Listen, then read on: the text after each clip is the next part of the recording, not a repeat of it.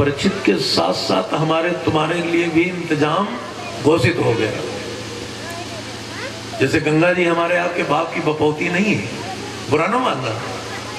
इसको अयोध्या में महाराज भगीरथी ने अपने पूर्वजों को तारने के लिए कठिन परिश्रम तपस्या करके स्वर्ग से पापों की छड़ी गंगा को भूतल उतार लिया, और हम सब लोग डुबकी मार रहे हैं। भगीरथी की गंगा है तो क्या भगीरथी महाराज चले गए तो किसी को मना कर रहे हैं कि तुम ना आओ? वहां कोई मना किया जा रहा है कि हिंदू मुसलमान तुम ना हो, तुम बैकवर्ड के हो, तुम शूद्र हो, तुम बड़ी जात के हो, तुम नीची जात के हो। गंगा में तो कुछ नहीं माना जाएगा, सब लोग नहाइए। पशु पंछी कीट पतंगा मल मूत्र एविंग सेविंग सब उसी में होती।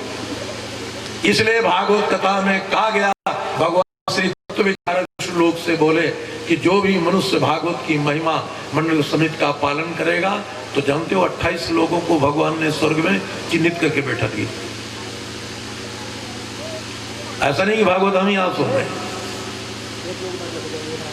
तोता के पड़ावन में गड़का ने बांध लियो, कुंजर ने बांध लियो प्रेम की पुकार में, और भीलनी ने बांध लियो जूठे चार बेरन में, कुबजा ने बांध लियो चंदन और हार में, माखन के चाकन में गोपिया ने बांध लिया सचिया पर चाच में, प्रभु में ब्रजधारण में, मूर्ति और चावल में सुदामा जी ने बांध लिया, द्रौपदी ने बांध लिया कच्चे सूत धार में।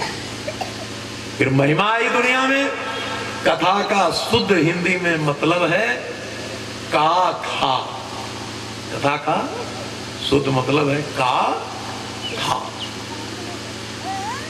यह क्या था? यहां भगवान ने सब कुछ पैदा किया, यहां कुछ नहीं था। पानी पन पेड़ कीड़े मकोड़े धरती आकाश तारे नक्षत्र ग्रह सुख दुख का उस स्वच्छ छवि के चींटी को भी निर्मित करने वाले, हाथी को निर्मित करने वाले, इंसान को निर्मित करने वाले उस परम धाम नारायण की अदालत में बैठ करके निर्णय हुआ कि एक मृत लोक बनाया जाएगा। उस भूमि के लिए ब्रह्मा को दिया गया विचार। सर्वदलीय संवाद में श्री विष्णु बोले कि सृष्टि के निर्माण में ब्रह्मा जी मदद करो। ब्रह्मा जी बोले कि आगे तुम जानो। श्री हरि भगवान बोले कि पालन हम कर देंगे। पालन तक चर्चा नहीं चली। देवता लोग बोले पालन तो कर दोगे, लेकिन तो कोई चीज खत्म भी तो करना है। तो चिलम वाले भोले बाबा खड़े हो गए भांग पी करके कि खत्म हम कर देंगे, विनाश हम कर देंगे। करो।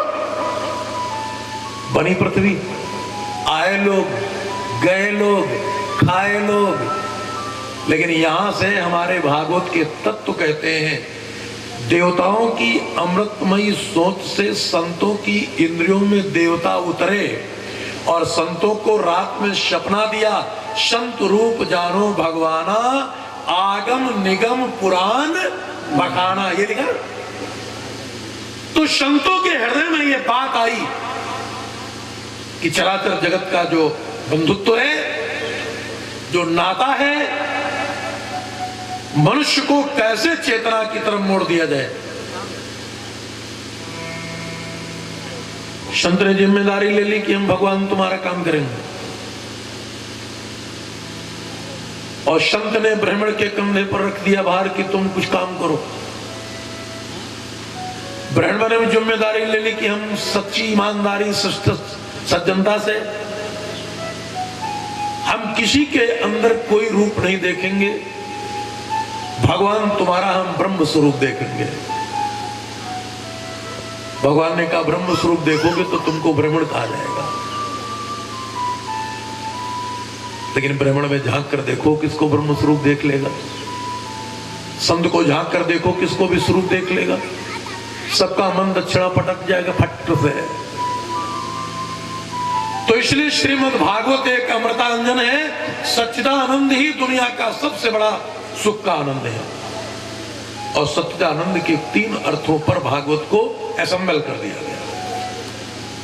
सत चित्त आनंद, सत चित्त आनंद। पहला भागवत का श्लोक कि श्री सच्चिदानंद रूपाय विश्वोत्पत्त्यादि हेतवे तापत्रय विनाशाय श्री कृष्णाय वयम् नमः।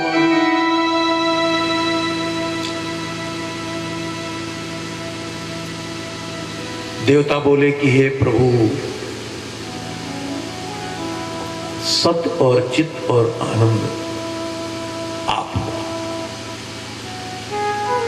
शेष सैया पर बैठे भगवान श्री कमलाकांत विष्णु जी मुस्कुराए।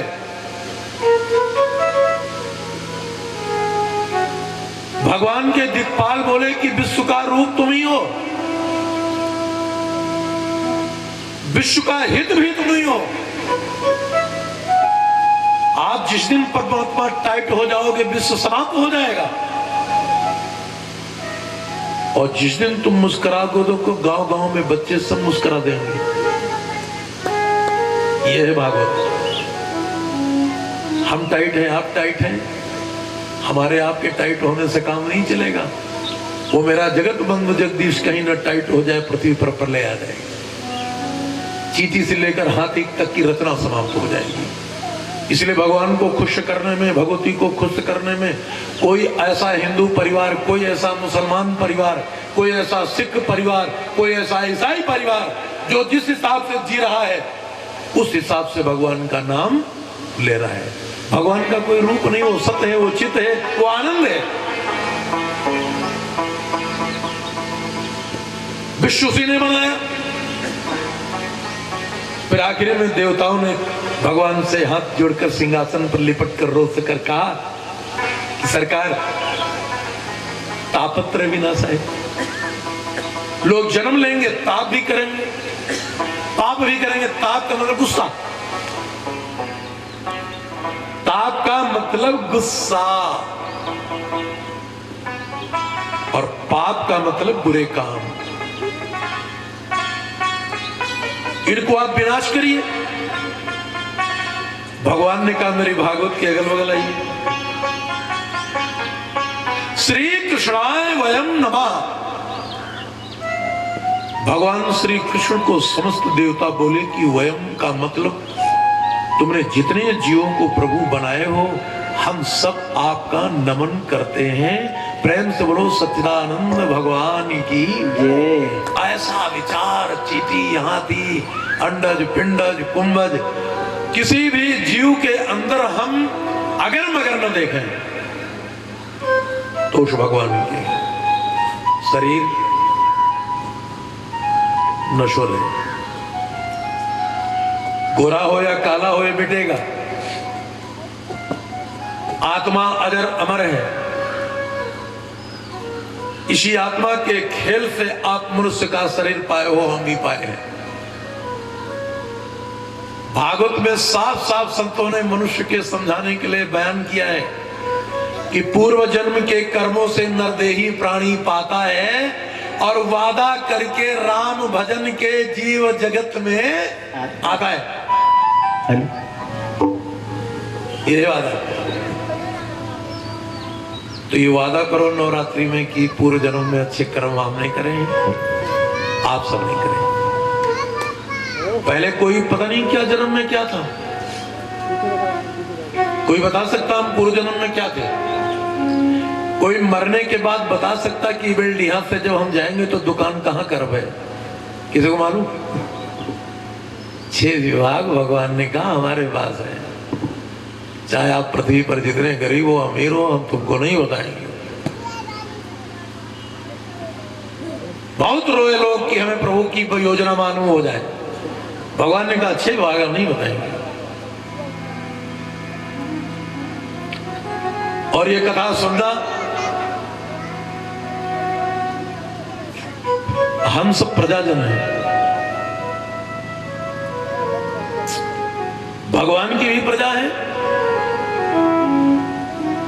और इस कथा की सुखद बेहतरीन प्रस्तुति 5,500 वर्ष पूर्व श्री उत्तरानंद ने एक परीक्षित नाम के दिल्ली हुकूमत में राजा हुए थे।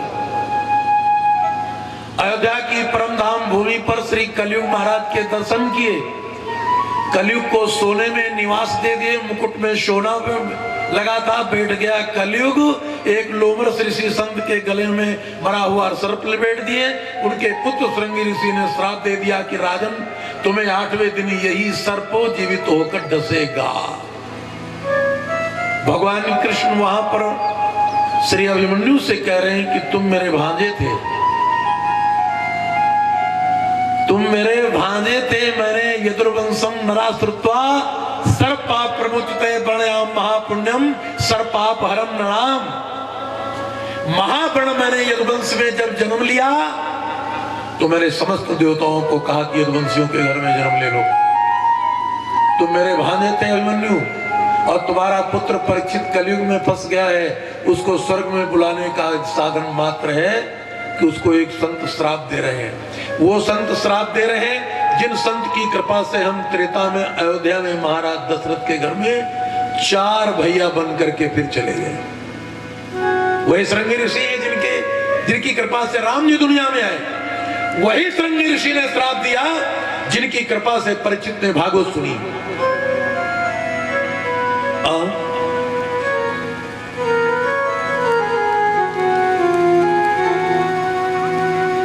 कोई मामूली संत नहीं थे श्रृंगी ऋषि। एक तरफ तो नारायण को बुला लिए, एक तरफ ऐसे परीक्षित को स्वर्ग भेज रहे हैं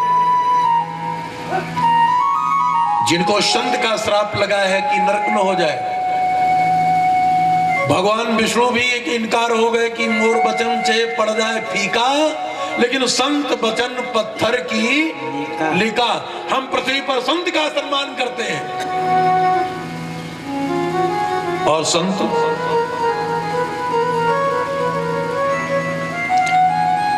आप लोग ही बनकर रहना।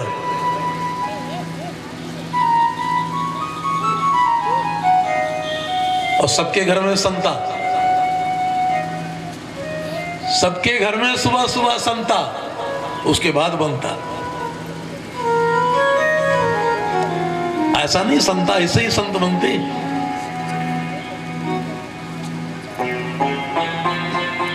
श्री परीक्षित जी से एक मार्कंडेय ऋषि कह रहे हैं कि राजन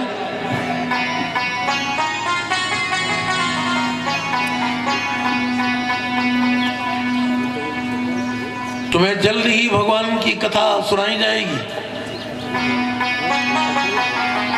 लेकिन आपका कुछ फर्ज बनता है। परीक्षित देश के राजा थे भाई, हमारे देश में राजा कोई बने उसकी अकल तो होती। परीक्षित ने श्री सुखदेव भगवान को प्रणाम किया,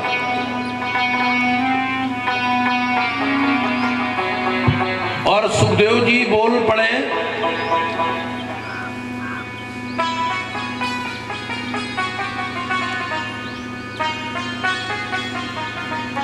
कि राजन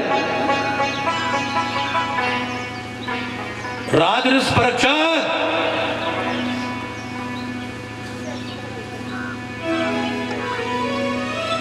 सुनो कथा दे चित्त।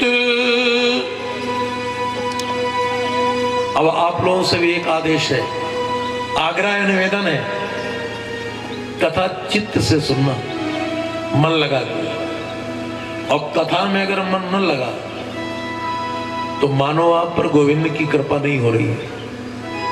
और मन अगर लग गया, कथा की 2-3 दुश्मन है, निंद्रा, आलस, जमुआई, ये शत्रु हैं। ये आएंगी कथा में, इनको न्योता दिया जाता है कि आप लोग जरूर आइए। ये 3-3 देवी कथा के पांडाल में बगैर पैसा दिए बैठी टेंट के नीचे, दिखाई नहीं पड़ रही। किसी समय निंद्रा आ सकती है, किसी समय आलस्य आ सकता है, किसी से जमुई आ सकती है। तो सुने कथा दे चित्त,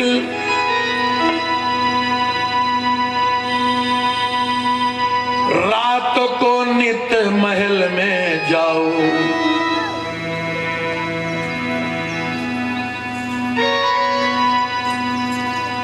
महल में जाइए महाराज,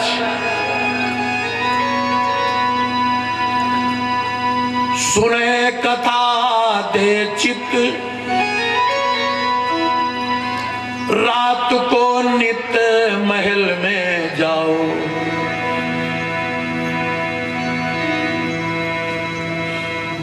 श्री नारायण के शरण अपना शीस झुकाओ।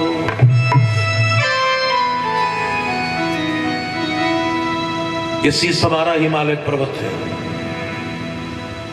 जब भगवान की कोई पूजा पाठ में सिद्ध पुरुष के आगे झुकता है तो उसकी शोभा पार हो जाती है।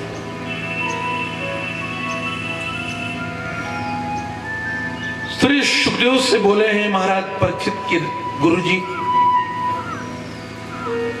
हम लेकर विष का प्याला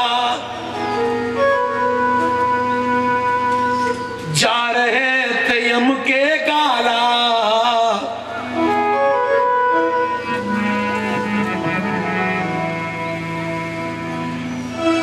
हरि से मिलन कराने वाले तुमको लाखों प्रणाम।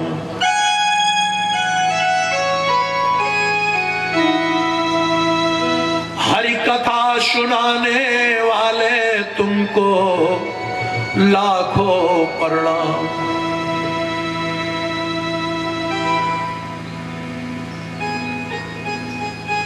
भावातीत समय की अवस्था में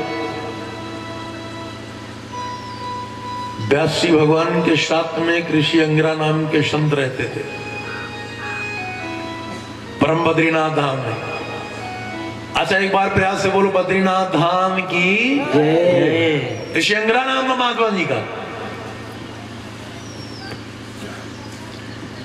इन्होंने परीक्षित से कहा कि राजन,